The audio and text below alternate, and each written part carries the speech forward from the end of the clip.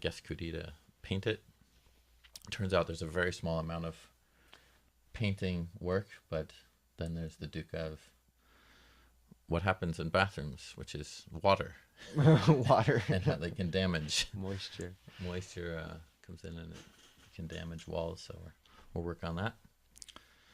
Are there changes afoot at the monastery? Yes, I think everyone knows that 2 new monks are coming. I just spoke to them today. They're still planning on coming here. Venerable Gino, and who's from Massachusetts originally and did most of his training in Temple Monastery, and Venerable Dhamma, who's from Texas and was an anagarika at Abhayagiri and Samnir, and ordained last Vasa. So yeah, they're coming, and then very sadly, Venerable Nisabho is going to go. Hopefully, we'll see him again. Won't be too far away. Yes, I think. Hopefully nearby. We'll see. Yeah, don't go to Canada. I might not go long term. I do like Canada. Yeah, yes. I think a lot of people like Canada. There's nothing wrong with Canada. I was there for 3 years. Well, there you go. With Venerable Dhamma. So yes, hello everyone. Shelley, looks like you're enthusiastic. Is that the North Star or fireworks? Fireworks. Yeah, so great to see everyone, and yeah, this will be our. We have they're just coming on Sunday, so that'll be the end of this week. We'll have the new monks, and there's not much else to tell. If people have any questions, please let us know. We have one question already that we could read out. You could start with. Could I, Ajahn? Sure. Read it to you? If you can. That's my writing, though. I'm not sure. I know. I went through it once already, and there's one that confused me a little, but I figured it out. See. Sometimes I recognize there is ego, self-view, wanting to be liked for me socially. I notice a line can be crossed between acting from the Brahmaviharas, that's the boundless states of loving kindness, or behaving in order to be liked by others or to puff up a sense of self. The former feels pure, that is the Brahmaviharas, and the latter muddled, stressful, and fueled by a sense of want. Comments? Jin? Well, it's very true. I mean, I think the person said it exactly. The former feels pure, the latter muddled, stressful. Was that the word you weren't sure? Yeah, I'm glad I got that one right. Yeah, that looks like it could be saying something else. Fueled by a sense of want. So the comment is that's exactly right, I think. But another way I was thinking about it was that we often use social engagement as an encouragement for ourselves. And something like wanting to be liked is not always evil, I think. I think you have to kind of figure out what you can let go of and how much you can let go of before you kind of move in certain directions with the Dhamma. And what I mean by that is, like, imagine somebody who decided one day, fairly social person or active person, that they were no longer going to be subject to worrying about being liked about anymore. And you could see how, without a steady mind and kind of a mind that's quite immersed in Dhamma and reflection and has gotten a lot out of practice, someone like that who isn't quite there yet and has this sort of cutting off, like, I'm just going to do it this way, that by not being necessarily so skillful, that could have quite an abrasive reaction. So, if I didn't worry about being liked by Venerable Nisabho, I could just say certain things or do things that I think are quite good and coming from a Dhamma perspective, but actually are not so nice. And in my mind, I'm thinking, well, I don't care what he thinks of me. I don't care about being liked. And so I think we have to be careful with that kind of sense of, like, kind of how how Ajahn Chah would talk about, like, it's true but it's not right, and it's right but it's not true. So it's that thinking of like, you know, that it's like it's the right thing to do, to not to come from a perspective or an intention around doing things to be liked. But if you completely try to cut that off, then what are you left with? And so sometimes acknowledging that you want to be liked, but also seeing that kind of the reasons for why we do things is, it is there. Like, we want to be accepted by other people. We want to be accepted by our friends. That includes being liked.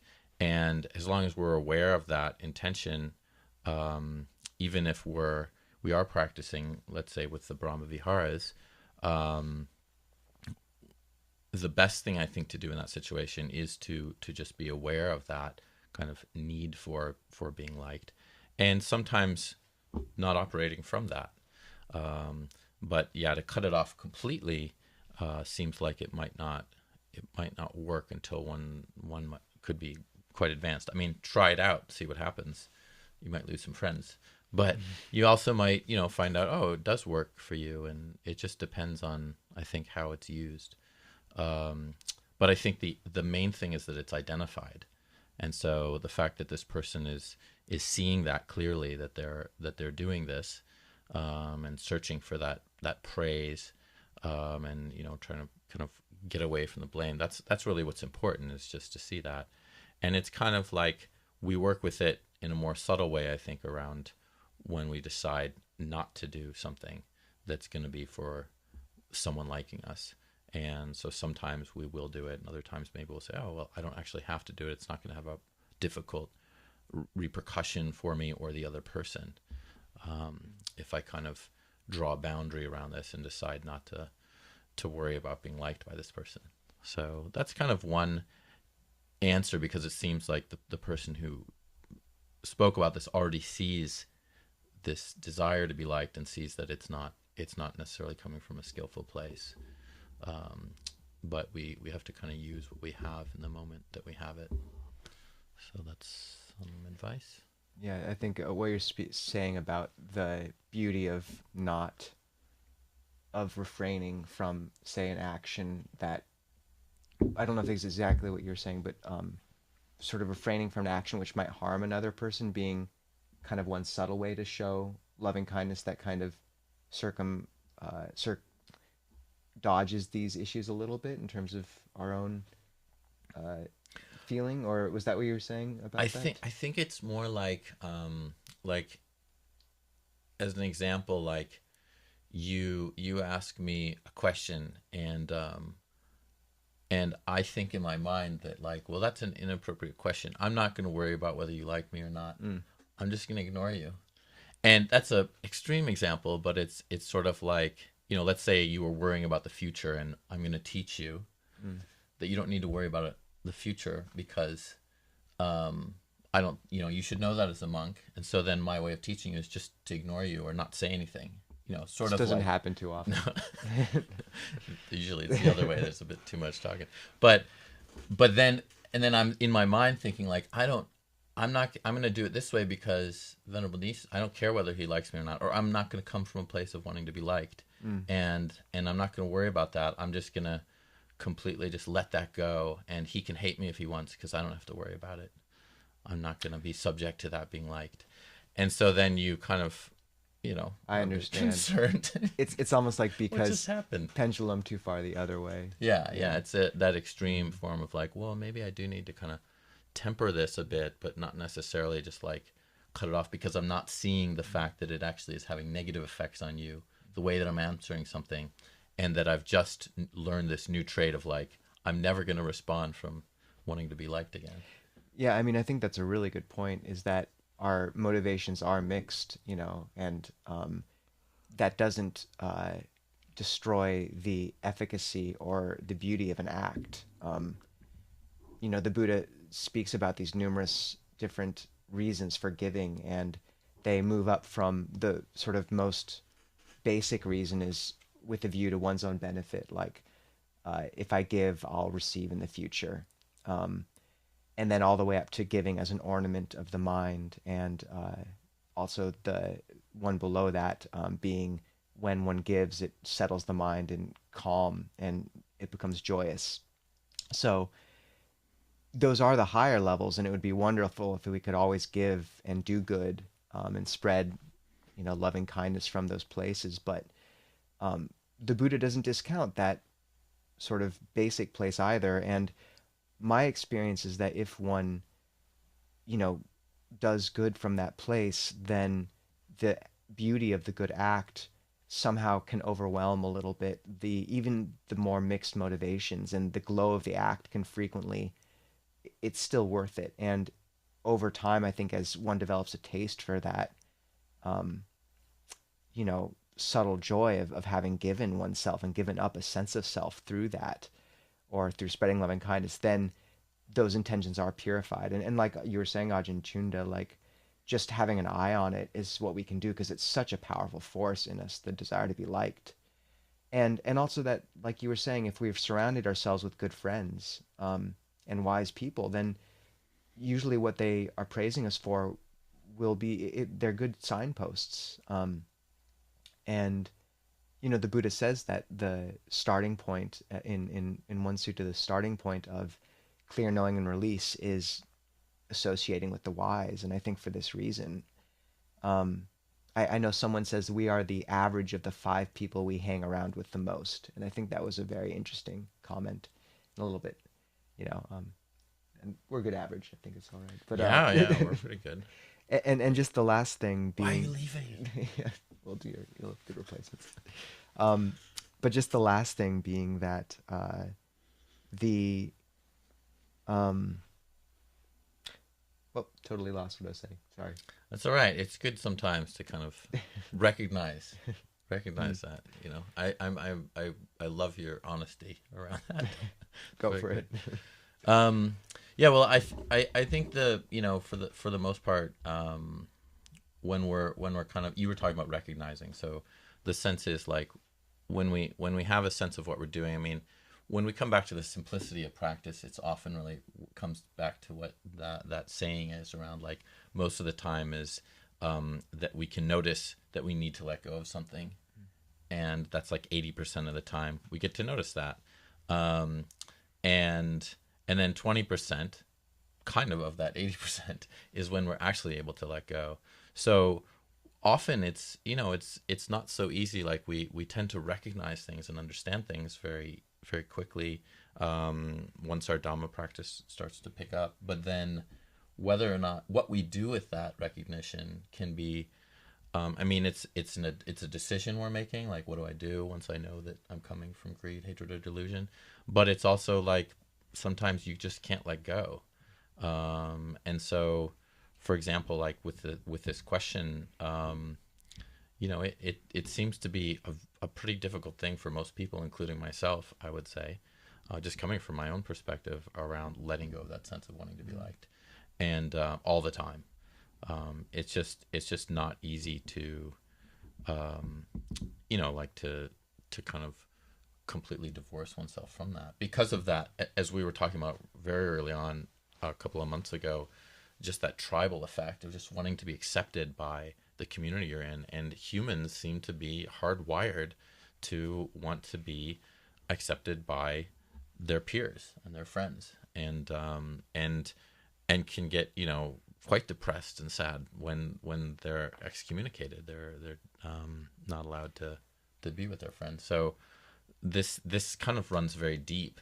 But on the other hand, like, we can let go of it gradually and somewhat to certain degrees, especially when we're noticing the broader kind of more coarse elements of it.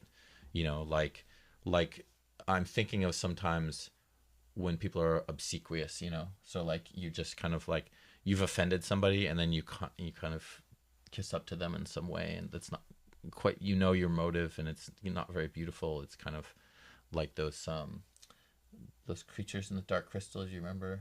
Is that way? You're way too young for that, or do you remember? Is that like David Bowie Labyrinth or something? Oh my gosh, no. We're a different anyway, generation. There were the Skeksis, and the Skeksis were they were just so, squeaky and squealy and weaselly, and they're these kind of monsters that were the opposite of these wise other sort of characters in the movie and the book. I think it was a book as well, but it might have just been a movie. But they were the epitome of this. Like they just so kind of just did anything to preserve their own sense of not just survival, but they're doing better than anyone else. So that kind of thing comes up out of our behavior, and I think we need to just be aware of our own Skeksis. I really like that, and I like that name, and now it makes me want to know what they are. And I think one of the things also is so often the ego attaches to these sort of grandiose acts of, I went out and did this or that, and just that there's these little corners in the day where there's these opportunities for kindness that almost the ego hasn't really latched onto them in the same way, so they're much more pure. And I find those little acts are not all that hard to find. So, say your partner's laundry's done, or the person in the, apartment next to you, in the same laundromat, like in your apartment, instead of just taking their laundry out and putting yours in, really folding it nicely. Like those little bits of extra random acts of kindness are powerful in that the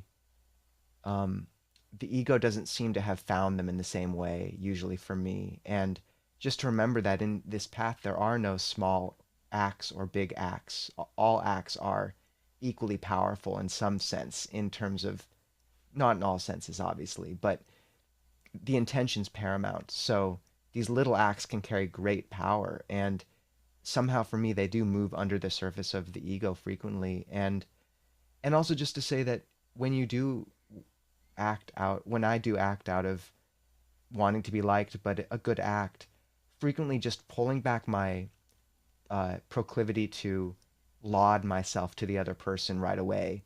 Like sometimes I can't restrain it completely. I'll be like, after a while, like, oh, I did this or something. I'm not perfect, but just to recognize that and pull back as much as one can. And sometimes on this path, silence is rarely the wrong thing. And I find that can be very true with giving, letting an act resonate, and really pulling back the need to advertise it just as much as one can be a really beautiful way of working with it, even when the ego has kind of commandeered a beautiful action. It doesn't destroy it, and one just works with it as one can. What were the little creatures' names? No, they're not little. They're big. What are they called? called? There's also little creatures. A lot of little creatures. Skeksis are the big ones. Okay, that's good to know. And I forgot their opposites. The little ones are the main characters, actually, and I can't remember their names. That's quite interesting that they're the little ones. The little humble ones, Yeah, they're humble. So they're not the big ones. I mean, that's interesting. No, the Skeksis are evil, big creatures that they're. So that says something. Yeah, it's a very Dhammic movie. I mean, it's really, I'd recommend it. It's not even actually a kids movie, but anyway. Hanson, you remember Muppets, Puppets? No. Oh my gosh! Wow. Where have you been living? In 1990s. That's right. When I grew up. That's right. Okay, so dated. Yeah, and I was gonna also say that would be one comment. I know we're going on about this question, but that would be one comment I would have as well. Is one way to restrain yourself is similar to what Venerable Nisabho is saying, is when you have the opportunity, you've done some good act. It is like, try to catch yourself at a certain point when you do want to tell somebody else that you've done that act. It's so much more beautiful when you don't say it and they just see it. And what often happens is we think because the other person hasn't made a comment that they don't know we did it. But if you kind of really think about what you did, it's pretty obvious that you did it and they know you did it. Like Venerable Nisabho, for example, is we have this little compost bucket, and he'll take that out. Like, there's a smaller one, and he'll take that out pretty much every other day or whatever. And I notice that. I've said thank you to him for doing that, and I do notice it. But if he was to tell me every time I took the compost bucket out again, it'd be a little annoying. But he never says that. He never says I did that. So I just notice it, and sometimes I'll thank him or tell him that I appreciate that. but it does take away from the act when you actually say something. So I think that's a great practice because it gets us to kind of question why it is we're doing things. So just that little restraint around telling somebody you did something nice for them is so helpful because you get to see in yourself, like, I really want to tell them that I did this because it doesn't seem like they recognize it. And then you get into this whole, do they recognize it? And I worked really hard for that. And don't they recognize me? And all that stuff starts coming up when all of it is was the action we really wanted to do was out of kindness and help. And there was a joy in doing it. And then all of a sudden this kind of darker side from the Skeksis comes up and we sort of falter. And then when we do mention it, it definitely, I think, takes away from the act. It kind of makes it about me. And can't you just say that you like me, and even if it's not true? So that kind of like weaselly kind of thing. So that's one thing that I think is very practical to try to do, and especially like if you go as far as knowing the extreme where you don't say anything and they actually don't know who did the nice thing for them, then and then just think of like one day that they find out, how happy they'd be. And but to not actually do something for that reason is quite beautiful and quite helpful. Just you feel like really happy about it. Yeah. Like I remember seeing some videos one time on YouTube, and these are like, there are actually some wholesome things on YouTube. I would never advocate anybody really pays much attention to YouTube, but there are some things that are good on YouTube, like how-to videos or whatever, or ta-da. But some, so there obviously is some good stuff. But one of the things that I saw one time, I don't know where it was or what it was, but at one point it was just a series of very short, like 2 second, 3 second videos all pasted together of just people doing kind things for other people. And I'm sure many of you have seen these. I think they're pretty common, and it's made me so happy to see this. I didn't think like, oh, these ridiculous people, or well, they're not as good as me, or something like that. It was just like this like tearful happiness, this joy that arose just out of seeing people do kind things for others, other animals and other people. So rescuing people, doing heroic things, but even just a little thing, just kind of like a paper's gonna fall and somebody puts it back or whatever. So yeah. Yes. Anyway, I think we've kind of exhausted that a little bit. There was another. No, it's it's a really good point though. And Yeah. the little thing, like I know Ajahn Jayasaro has said that one can judge progress in practice by increasing sensitivity to goodness. And I think that's really true. Yeah, and like also like, yeah, just noticing other people, just being aware that there are other people, and like our thoughts about ourselves and everything else diminishing. Stepping out of the hall of mirrors a little bit. Being concerned about another person's welfare, and like it goes in tandem with Lumpur Sumedho's, when I think about myself, I feel depressed. I always like that. So, like when you think about others in kind ways, you don't feel depressed. Which brings us to a question, I think, that might be there. Carson Sujata asks, how is depression related to disillusionment? I've always related well to those with depression, and I wonder if it has to do with relating to their disillusionment. It's a really good question. Ajahn? I was just gonna say, like, there's this thing I remember when I was a psychology major and an anthropology major as well, but in one of the psychology classes, there was something called, I think it's called depressive realism. And it's the sense, and I'm not sure if it's sort of like now been disproven. They have all these things that come out later. It's they used to think this way, but it's a sense that people who are depressed actually have a better basis of reality, or a better understanding of reality than somebody who's not depressed.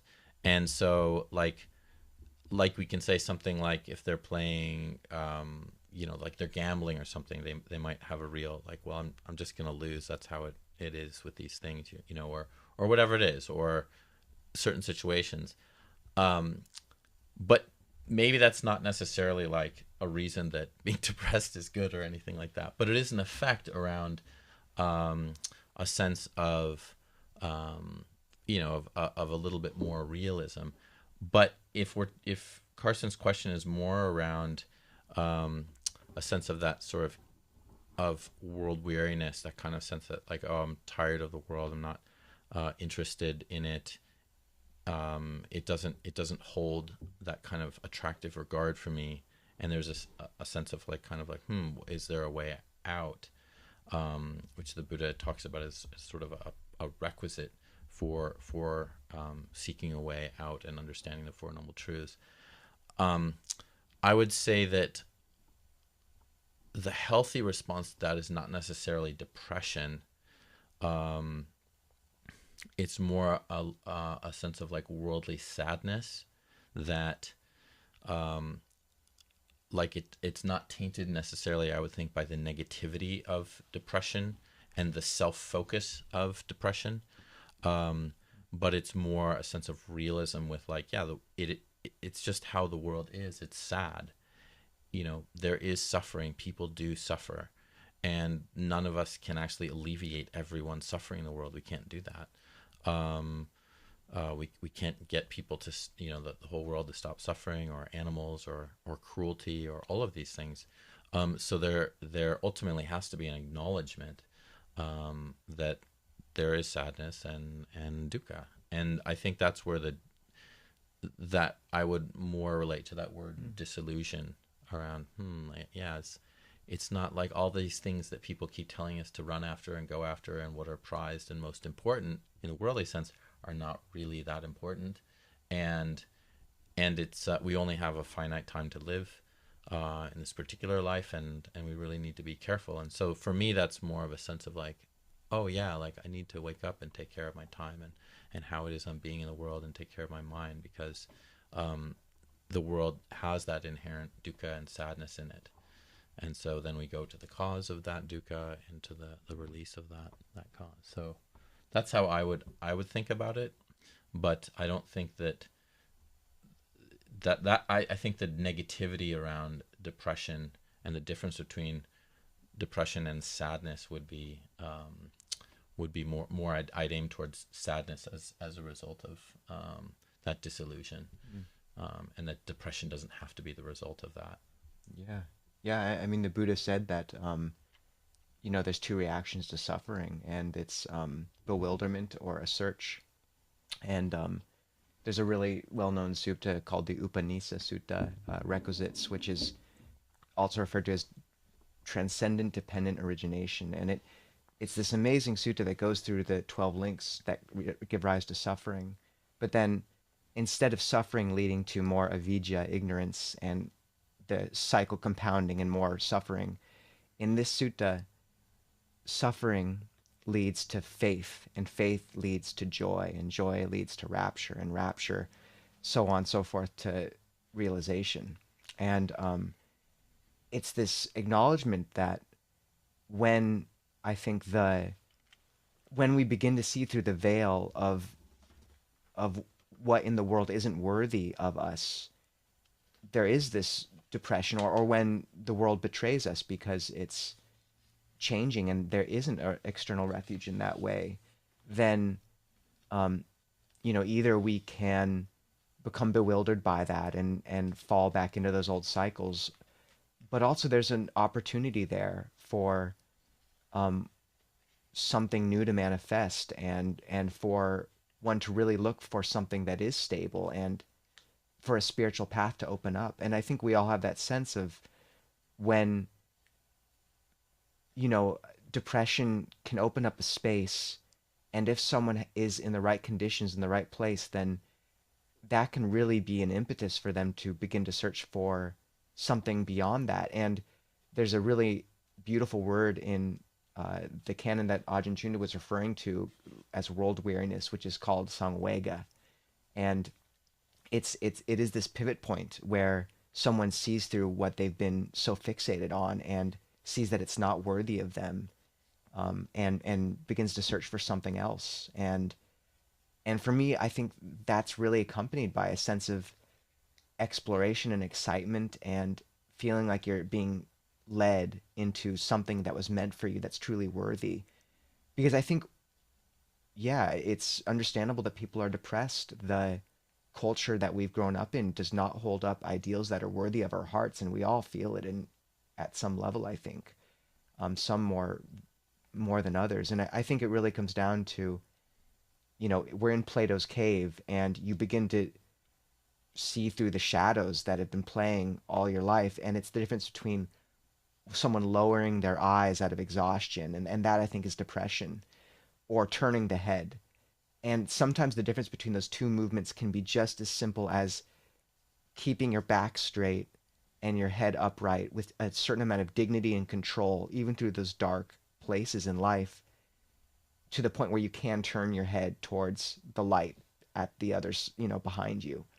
Um, but sometimes, yeah, what really makes the distinction between that suffering opening into sadness or disillusionment, I think it can be, I mean, who knows what really makes the difference, but certainly I understand, like, you see part of the resonance even in people just experience normal depression. And I think we've, yeah, midlife crises are really good. Existential crises are important, otherwise there's no space that opens up for something new. And yeah, to have something that holds us through that and good friends, I mean, that's the importance of it, is because sometimes it's all we can do just to keep our head down and keep on walking the path. But if we have these teachings, then we have something that will lead us, from that dark place to something powerful. In every religious tradition, you go to the underworld before you come up.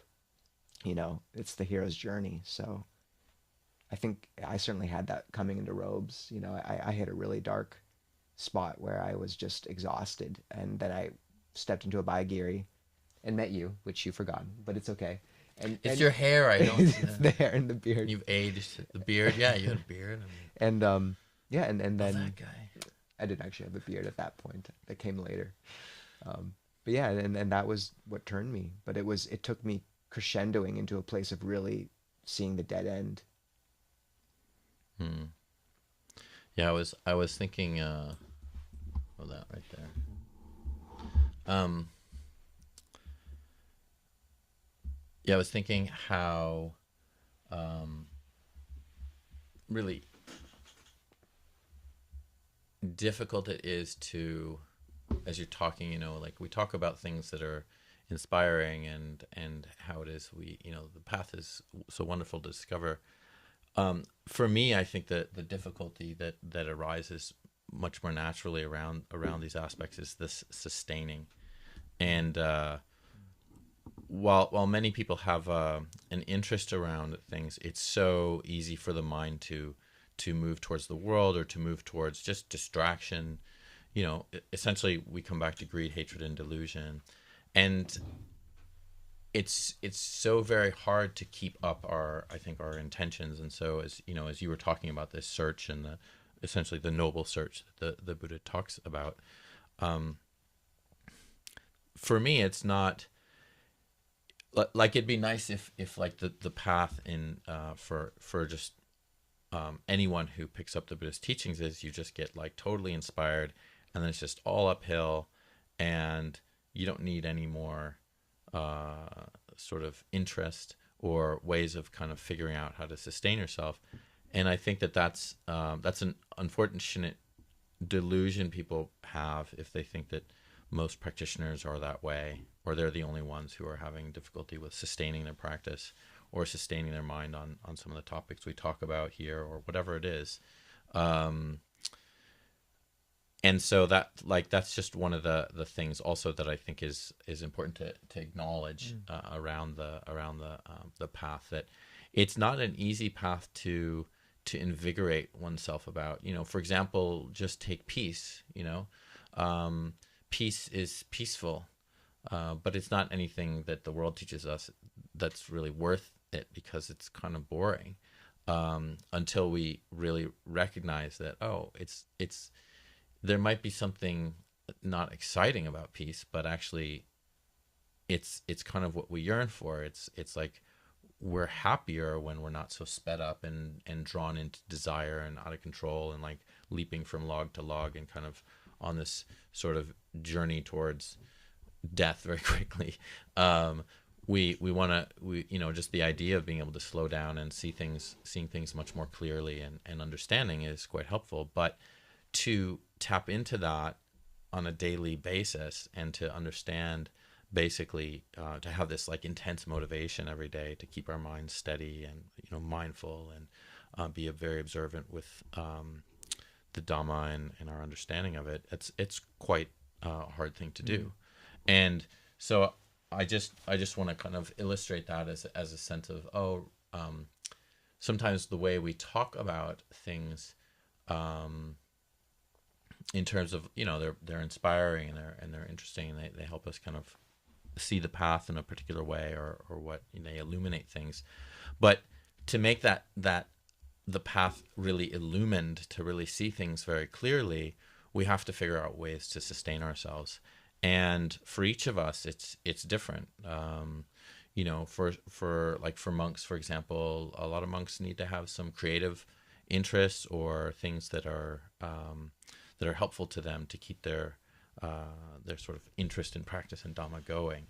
And so the reason I'm bringing this up is kind of, as you were talking, just sort of like, these are all very important things to recognize, what our, like sort of what our search is and what it is we're doing as practitioners, but also to recognize that not to get down or depressed when it does seem that there's sort of difficulty or you're not on fire with the Dhamma.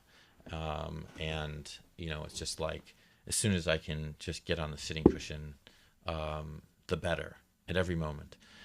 It's not usually like that. And I think we have to often trace back why, what is the reason that we lose interest? What is the reason that we have a hard time picking up on good habits, or we fall back on our bad habits, or we do things that are, unskillful. I'm mostly, when I say habit, I'm just talking about like just repetitive, unskillful things that are in the realm of bad habits. And so kind of questioning that, but also like the unfortunate aspect is we chide ourselves a lot and we say, I'm not good enough and I should be better. And so I just want to just put in a plug, sort of on today's live stream around that and the fact that, this is not an easy path, and it does take a day by day kind of mustering up our interests and also figuring out in our mind, like, what is it that we're missing? What is it we're needing? Each day that could be different. Often we talk about Sangha as being the whole of the holy life, and without other people, it's really hard to also motivate yourself. So we do need to use that, like we were talking with likability and liking, and actually you do need to use that sense of group and a sense of other people. I know that some of you sit before the group for these talks, and that's quite wonderful and helpful. Some of you do pujas together, and how important that's been during the pandemic. We've seen how difficult it is when people don't have meetings with each other. And the Buddha said that, communities of monks and nuns that meet together often are the ones that are the most successful. And so we do need each other, but also on an individual level, I think it's really important to understand how it is that we walk this path, and not to get too down about the difficulties of it and the fact that it's not always that inspiring, and sometimes we can fall off or get into a rut, and we just sort of pick ourselves up and dust ourselves off and and figure out what's best. Anyway, that was a little bit of a rant, but just something that came off. Oh, I think it's really really important. I mean, what you're saying, Ajahn, in terms of, this is the interesting thing in the what the Buddha referred to as the heart of his teaching, the Awadi Patimokkha. He says patient endurance is the supreme practice, which is not a romantic, it's not like, loving kindness or something. It's just the ability to, find these landmarks in our lives and steer by them, even in the darker nights. And then, it's nice when you're in days of the third and fourth noble truth, but all too frequently, we're in with the first and second, with days of dukkha, and that's part of it. And I mean, it's wonderful that the practice actually gives us a way of orienting towards suffering that provides meaning with that suffering, because nothing is more unbearable than a life than suffering without meaning. And the teachings give us a very direct way of orienting towards suffering and moving, placing our hands on it where we can like acknowledge that. But so frequently it's too big for us, like for me at least. And sometimes the whole of the holy life and the practice is just enduring and keeping from falling apart long enough for the wave to pass. And I think if we can do that, then you do come out much stronger. And these structures you're referring to, Ajahn, in terms of the Sangha that we surround ourselves with, these forms, the daily practice, our morality, the suttas, people are referencing these texts, like all these structures we surround ourselves with are what help hold us through the moments when we aren't strong enough. It's the rib cage that keeps the heart alive. And so what you're saying, I think, is completely true. And it's the beauty of, say, the robes, or for lay people, there's a great deal of structure that Buddha put into place in terms of the precepts, like one day a week, putting aside for practice, uh, tying into community, coming to monasteries, and those things can really hold one when life gives, really brings to bear the First Noble Truth in a way that is too big for one to keep, perspective, which happens. And yeah, what you're saying is sometimes it's just keeping one's hands from shaking, not long enough to keep moving. Yeah. Yeah, and just the if you think about, I was bringing up like a family friend the last Tuesday, and just thinking about that sustaining, like, I just remember a lot of times questioning myself around my own practice, and like even when I'm meditating, when I'm doing things that seem helpful, that still can come up. And if you just think about like that, just continual, like, every one of us, it's every time we sit down, like that's really quite a powerful experience. Just that intention to focus the mind, to be aware. I mean, even without sitting, just that intention alone is quite beautiful. But we often forget it because it's like 1 in 1,000 or 1 in 100,000 or whatever it is, and it doesn't seem that important. But each one of those moments that we actually intend towards the path of the Buddha, and where he says that path goes, we have that potential to actually recognize, like, no, this is good, this is really important.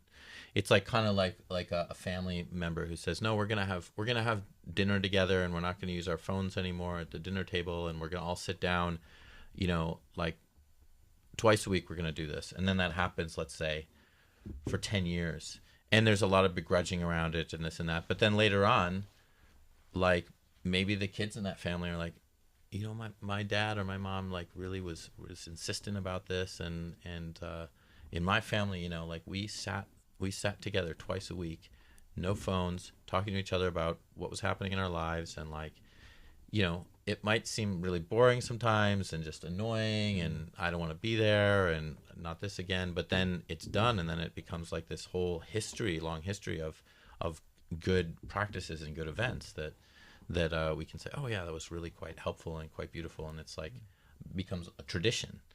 And so I think it's also important to kind of keep remembering, I've alluded to this before, but like all of the good things about what it is that we're doing, and really try to ignore that voice around this is not good enough, or I'm not good enough, or I should be better, or I should be meditating more, I should be doing this or that. I always have this very weird thing around suttas, and whenever I'm studying suttas, I just have this thought, and I've brought this up before, like, yeah, I really should be practicing. As if like, okay, yeah, it's not sitting practice, not walking practice, but reading suttas is an important thing. And just to come to mind that like this isn't practice, or like, and we have ideas about that, like this isn't practice, or this isn't the right, I should be doing better. Or when we are actually sitting, I'm not doing it as well, nearly as well as I could. And those are just very self-sabotaging and unhelpful things. So I think the thing is to just, anytime that comes to mind, just immediately just say, I know you, Mara, and then try to come back to, no, this is good, this is wholesome, this is helpful what I'm doing, even if I keep thinking and falling off the bandwagon of mindfulness. I just keep going. That's what patient endurance is really about. Yeah, and having the fuel in the tank for that in terms of, you know, Long Proposno frequently says we have it all backwards. We think once we get calm, we'll be happy. But really, it's once we become happy, then we can achieve calm. And in the suttas, the progression is frequently like that. Joy arises and then samadhi. And Freud spoke about these two instincts in the human heart, the death instinct and the life instinct, thanatos and eros. And so much of the practice, like the superego telling us like, oh, you're not good enough, don't do this, don't do that, it's all the death instinct. And we can really become overwhelmed by that. Like, it's necessary to have these restraint and things like this, but I find really consciously having an outlet for the heart to rejoice and the life instinct and express. And for many, I think that manifests as giving, as interaction, but also as, I think most of us have some sort of niggling aspiration we know we would love to do. If it's like writing the book or writing poetry or painting, or usually there's something which we know our hearts would be more full if we did. And I know for me, the what's really sustained me in robes has been being able to write poetry and rejoice in that way. And Christian monastics will sing. We can't do that. We've got our monotone chanting, which is nice, but Tritone. Tritone, sorry. And but just to say that, like, finding a way to rejoice as well, and that provides fuel. And it's like, if we're always focused on the restraint, it's like we've got our hands pressed to these cathedral walls and we never turn to see, the beauty that this life makes room for. And yeah, I think really consciously cultivating these acts of rejoicing in life I think it sustains the heart as well. And you see that, like, the Buddha spoke about the practice in these very simple terms, and it's allowed it to continue, through millennia. But wherever that seed got planted, these beautiful forms spring up. Tibetan art, Zen, the Theravada statues in Thailand. Like, the forms of rejoicing come out of that seed, and I think finding that way of cultivating joy in our lives that's what sustained me. Yeah, we have to figure it out for ourselves. I mean, it's unfortunate that a lot of the problems that people have around their own practice is their idealism and what they think they should or shouldn't be doing, and what's proper or what's improper, or it comes back to a little bit what we were talking about at the beginning of the podcast around liking, and like, you can't just kind of cut off all of your behavior patterns and act like the perfect Buddhist. You can, but it's just going to cause innumerable suffering for yourself and others. I think that's really true. Like, how do we sustain ourselves? How do we sustain our practice? It's a very important question. And maybe in terms of some homework for next week, if you want some, you can think about ways that are helpful for you. What are the structures in your life that help you? What are things that you could be doing that are sort of thinking outside the box that might be quite helpful for you? Or ways of thinking that you can identify and say, that's not, I keep thinking that same way over and over again, and it's quite harmful to my mind. These patterns that we have, the sankharas that just keep arising, and we turn towards them, and we know them, and they feel very comfortable, but they're not helpful. The thought like, oh, I'm always getting it wrong, or I'm never doing this right, or whatever it might be. We can kind of see that and just say, oh yeah, that thought or those ways of thinking are not, they're not really important, or they're not helpful for our continuing our practice. And in fact, they do the opposite. They discourage us from the path. So ironically, the things that we sort of habitually turn to, even though they're part and parcel of what it is we're trying to follow, they can kind of be a self-sabotaging situation for us. So just to try to find those out, see what they are, and then see how one can move in the opposite direction of sabotage, and move in the direction of kind of what's good for sustaining practice, what's good for sustaining the mind, and essentially decreasing hatred, delusion, and greed. So, good note.